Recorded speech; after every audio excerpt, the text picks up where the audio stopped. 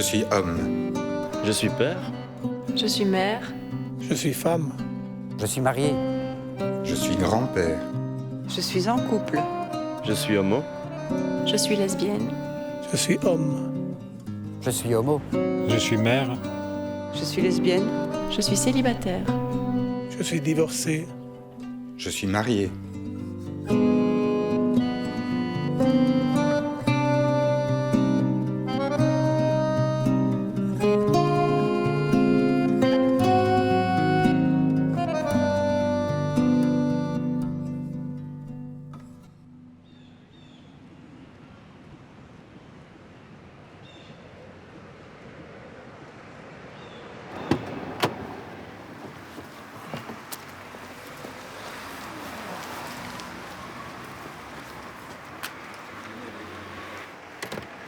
Hey mémé. Maman. Oh, maman. Ça va? Tu as les pièges. Ma tête, maman. Les homosexuels, ben, je savais que ça existait, mais je n'en connaissais pas. Quand je l'ai su, je crois que tu avais 17 ans, hein? Oui. Quand il m'a dit, j'étais triste parce que je me dis, elle ne sera jamais vive au grand ouvert, là, hein? Ce sera toujours caché. Au début, je me dis, c'est ça, c'est une amourette de jeunesse, ça va passer. Et puis ça n'a pas passé. Je ne voulais pas qu'on critique ma fille, donc je n'en parlais pas. Je me culpabilisais, je me dis qu'est-ce que j'ai fait de bien, qu'est-ce que j'ai mal fait, qu'est-ce que j'aurais dû faire. Et puis je me suis dit, après, c'était un fait. Qu'est-ce que je pouvais faire d'autre?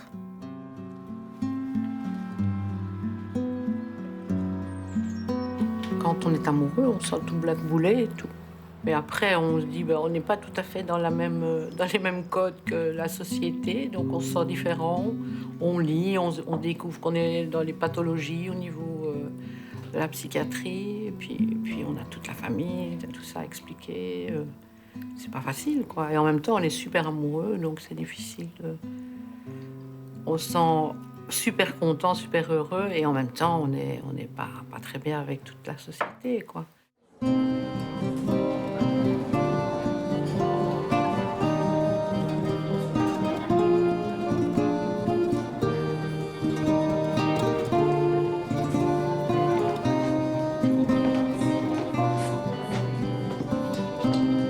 Je vois arriver donc Marie. Hein. Et bon, bah, je sais pas, je la regarde et ça me fait quelque chose, mais je comprends pas quoi. Alors, d'abord, j'en parle pas et je n'y pense plus sur le moment, voilà. Et 3 semaines plus tard ou un mois plus tard, je la revois. Et là, mon cœur s'est emballé, mais d'une puissance. Et je me suis dit, waouh, il y a quelque chose, qu'est-ce qui t'arrive? Qu'est-ce que tu fais? T'as quelqu'un dans ta vie, ça se passe bien Waouh! Et j'étais chamboulée, c'était le cœur qui battait à fond, les papillons dans le ventre, là, c'est pas un mythe, hein, c'est vrai, ça arrive. Je suis tombée amoureuse d'une fille et il faut que je vive ça jusqu'au bout, il faut que je sache si c'est vraiment ça pour moi. Et bon, bah, j'ai eu la confirmation que oui, parce qu'elle m'a offert pour l'instant les plus beaux moments, quoi. Oui.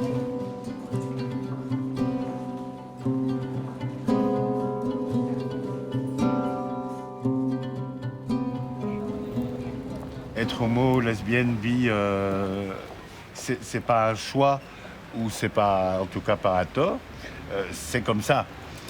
Maintenant, le choix que tu peux faire, c'est de le vivre ouvertement, de vivre ton orientation, de ne pas le cacher. Et donc là, c'est pas avouer, c'est s'assumer et faire son coming out, le dire aux autres pour qu'effectivement on tienne compte de cette partie de ta personnalité qui n'est pas ta personnalité complète. Hein.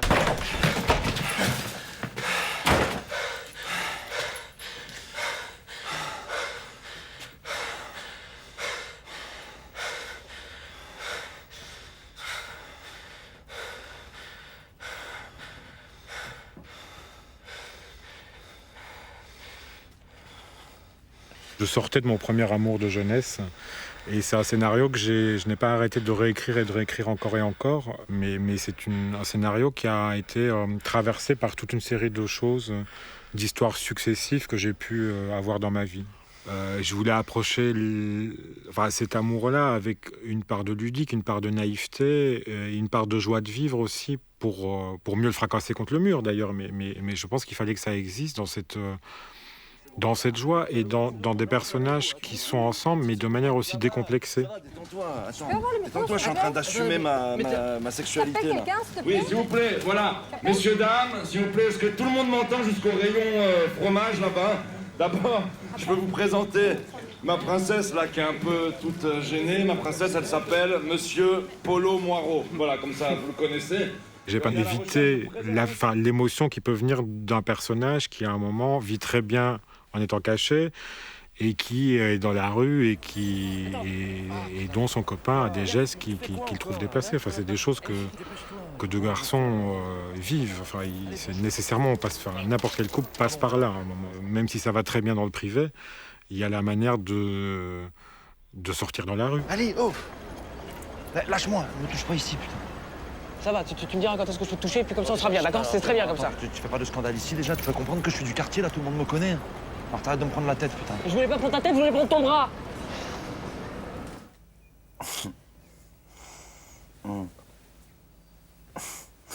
Tu fais quoi, là?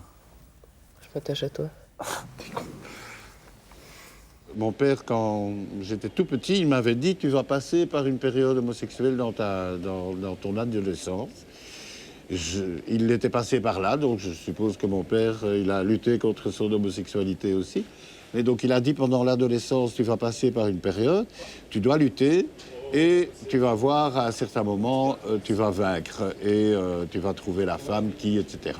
Mais donc c'était aussi tout à fait dans l'idée que l'homosexualité, c'était un passage d'adolescence, c'était une espèce de maladie ou d'immaturité ou quoi. Et donc, je ne sais pas pourquoi, il m'a dit ça, parce qu'à mon frère, il n'a pas dit ça. Mais moi, j'y ai cru. Une fois que je l'ai annoncé chez moi, ça n'a pas été facile, surtout pour ma maman. Elle a dit oui, on était parents, on est là pour prendre les fardeaux des enfants. Donc là, c'est ce que tu fais, tu nous donnes ton fardeau. Et c'est vrai que moi, quand je leur ai annoncé, je me suis sentie bien, mais libérée. Donc j'ai eu cette culpabilité de leur donner une souffrance pour me soulager d'une. Je pense qu'elle a eu peur un peu du « qu'en dira-t-on ». Elle m'a dit quoi, quand on va me demander comment tu vas, je vais devoir dire quoi à ma fille Gwyn. On n'a pas envie d'être rejeté par ses parents. C'est les personnes c'est grâce à eux qu'on est au monde, qui nous ont élevés, qui nous ont fait grandir. Et puis alors après, on n'a pas envie de les décevoir. Et le fait de ne pas être dans le modèle, dans le moule de la société, eux ont l'impression de devoir se justifier autour. Donc on n'a pas envie de les mettre dans cette épreuve. Alors bon, d'abord on affronte le regard des parents, et puis s'il est compatissant, tant mieux. S'il ne l'est pas, c'est encore une déception plus grande, quoi. Tout ce qu'on entreprenait, il fallait qu'on le fasse à fond et mieux que tout le monde. Parce que sinon les gens allaient dire « Ah ben voilà, s'ils échouent, c'est parce qu'ils ont des parents homo, quoi. » C'est normal, vous avez des parents homo, vous n'avez pas su être bien éduqués, et donc, fatalement, CQFD, vous échouez. Et pour tout, c'est pour tout. Le message qu'on vous a passé, c'était vous pouvez être infernal à la maison, mais à l'extérieur, vous devez être parfait. C'est vrai, on ne s'en fout pas d'être appelé à l'école si vous faites des bourdes. Mais enfin, gardez votre sale caractère à la maison, déjà. Donc, il fallait pas qu'on puisse dire, bah, attends, ils ont pas réussi à l'école. C'est parce que... T'as vu le contexte familial? T'as vu le contexte familial? C'est normal, hein. Il y a une espèce de pression qu'on se met en se disant, il faut qu'on soit excellent. Alors que si tu as eu des parents misérables, bah, finalement, tu te dis, on peut faire que mieux, quoi. Voilà. Ça doit être moins stressant, ça. C'est con, ça. Qu'on a fait ce qu'il fallait. Ouais.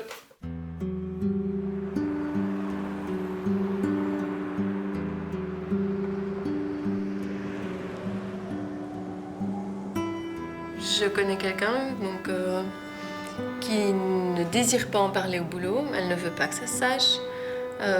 Donc son amie, quand elle vient lui faire un bonjour, c'est sa belle-sœur. Voilà. Pourquoi? Parce que l'ambiance au travail chez elle est, je dirais, pas fermée, mais voilà, c'est les blagues un peu salaces, un peu lourdes, qui fusent entre les collègues. Et elle, au milieu de ça, elle se voit mal avouer son homosexualité.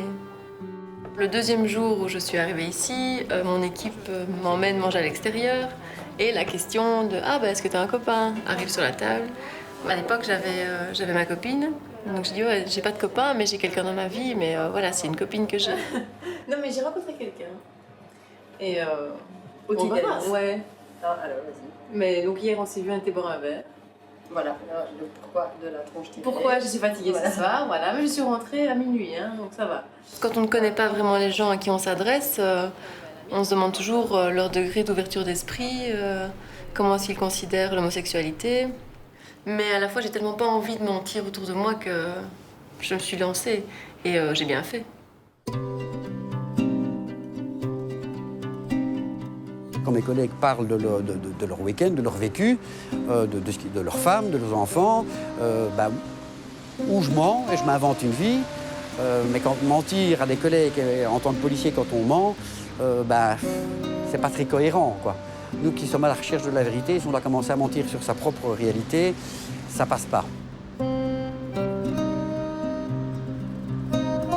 Quand ils m'ont connu d'abord hétérosexuel et puis que j'ai fait mon coming out, effectivement, ça interpelle, il se pose beaucoup de questions, non seulement sur mon parcours, pourquoi on devient homosexuel, comment on devient homosexuel, d'où vient cette différence, et je pense qu'ils se posent ces questions aussi par rapport à leurs propres enfants, parce qu'ils ont des enfants en bas âge, qui grandissent, et puis ils se disent, mais comment est-ce que moi je vais réagir si un jour ma fille ou mon fils me dit je suis homosexuel.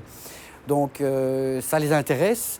C'est une curiosité dans le bon sens du terme. C'est vraiment marquer de l'intérêt pour la différence et pour comprendre, pour apprendre.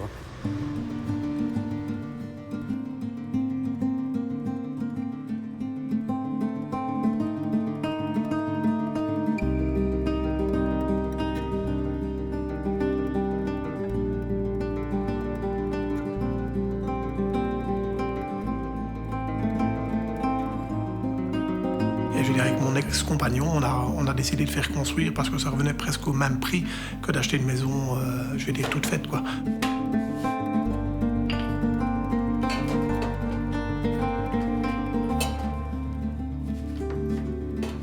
D'abord, on ne se tenait jamais par la main, jamais un bisou sur la bouche devant tout le monde, même dans le jardin, parce que les voisins risquaient de nous voir. Malgré qu'ils savaient qu'on était homo, on se faisait jamais un bisou ni un câlin dans le jardin. Et c'était exclu, quoi. Même la fête de quartier, jamais. Pourtant, les gens sont au courant, quoi. Le premier appart que j'ai eu, c'était dans un quartier tout près de Sainte-Marguerite. Mais les propriétaires avaient l'air très sympathiques et on a vite eu des problèmes avec mon ex-colocataire. Et on a tout de suite eu des remarques, ne ramenez personne, personne ne doit dormir. Et votre colocataire ne doit pas non plus ramener des amis bizarres à lui, sinon on va être la risée du quartier. C'était un peu bizarre, quoi. Il s'est avéré qu'un jour, on va visiter un appartement à Liège. On visite un 2 chambres, et puis finalement, là, ça ne nous correspond pas et le loyer est trop cher, donc on demande à visiter une chambre. Le propriétaire, dans un premier temps, n'a pas compris. Il se dit, non, c'est un appartement, une chambre, et vous êtes 2 hommes, vous voulez visiter le 2 chambres. Et non, on veut visiter une chambre. Finalement, on n'a jamais pu visiter une chambre et on n'a pas eu d'appartement. Et il s'est avéré qu'apparemment, le propriétaire a préféré louer l'appartement à un couple dit plus stable. Si j'avais eu un cours à 12 ans qui expliquait que l'homosexualité n'était pas une maladie, mais quelque chose qui existait et qui était tout à fait dans la nature, peut-être ma vie aurait été différente.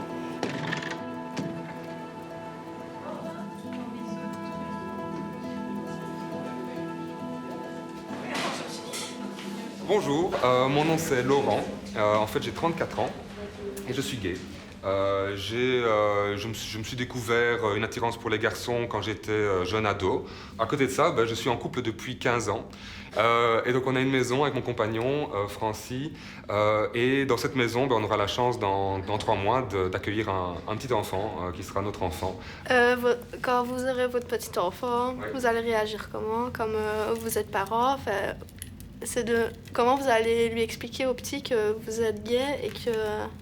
Comment On va apprendre à l'élever, à le changer, à le nourrir, à le coucher, à comprendre pourquoi il va pas bien ou pourquoi il va bien. Et puis par rapport au fait qu'on est gay, on va pas lui expliquer. Ça va être de fait, il va voir qu'il a 2 papas. Et par la suite, on va être très clair quand il sera en âge de comprendre. Au fur et à mesure, on lui expliquera comment il a été conçu, d'où il vient. Mais voilà, on se réjouit, c'est certain qu'on se réjouit. Et notre enfant donc naît le 2 mai, donc ça fait 6 mois. Oh là là là. Ça fait 6 mois. Et on ne veut pas connaître le sexe. Et si à un moment donné, c'est un garçon ou une fille et qu'il me dit « Ah, mais ma copine c'est Kelly » ou « Ma copine c'est... » On va pas dire « Non, pas de fille. » Elle sera copine ou elle sera copain, copine, à qui il veut. L'homosexualité n'est pas un choix. Ce serait d'ailleurs un drôle de choix que de faire le choix de la discrimination, le choix d'avoir des difficultés supplémentaires. Je pense que le seul choix qu'on puisse avoir, c'est de l'assumer, de le révéler aux autres et de bien le vivre. On choisit d'être bien avec soi-même et bien dans sa peau et bien avec sa sexualité. C'est le seul choix qu'on puisse faire. Mais on ne choisit pas d'être gay, lesbienne ou même hétéro. Oui, dans la farce. Oh, vous se faites dans le jardin.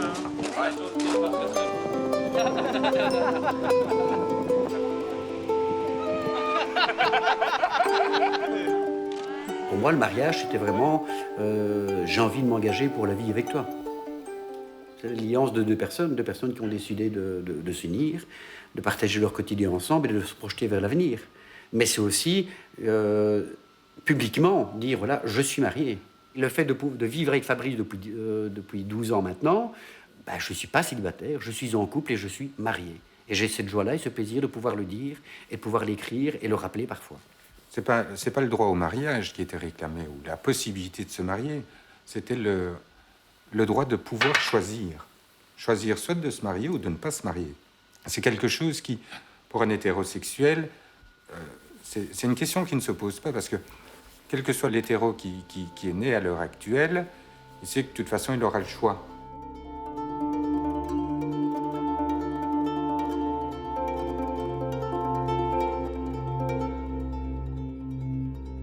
Quand les gens demandent, oui, c'est qui plus papa, plus maman, en fait, toutes les personnes qui viennent ici au moins une fois ne posent plus cette question-là après. Parce que tu te réalises que c'est un autre cadre et que ça fonctionne quand même. Et tu en viens même à oublier que tu es dans une situation homoparentale. Parce que c'est ça qui est énervant aussi. C'est tout le temps de se réduire à l'homoparentalité. Ouais. Alors que tu as juste envie de dire famille, quoi. Mais d'ailleurs, tout le monde t'appelle Nanou, en fait. Ben oui. C'est ça qui est marrant, c'est comme si... c'est comme papa. C'est comme si tout le monde t'appelait papa. Si tu me prends l'exemple de mes mamans, bon, c'était aussi à une autre époque, c'était il y a 25 ans, et elles ont vécu leur homosexualité bien avant la naissance de ma sœur et moi. Donc c'était tout à fait une autre époque, c'était d'abord un coming out familial. Il fallait que ce soit... Alors évidemment, si les familles n'acceptent pas, on ne va pas non plus s'exposer au grand public, ça c'est d'ailleurs une première chose. Maintenant, il y a quand même toujours cette difficulté-là dans les familles, mais pour les plus jeunes générations, on remarque quand même que le coming out se fait de plus en plus tôt aussi.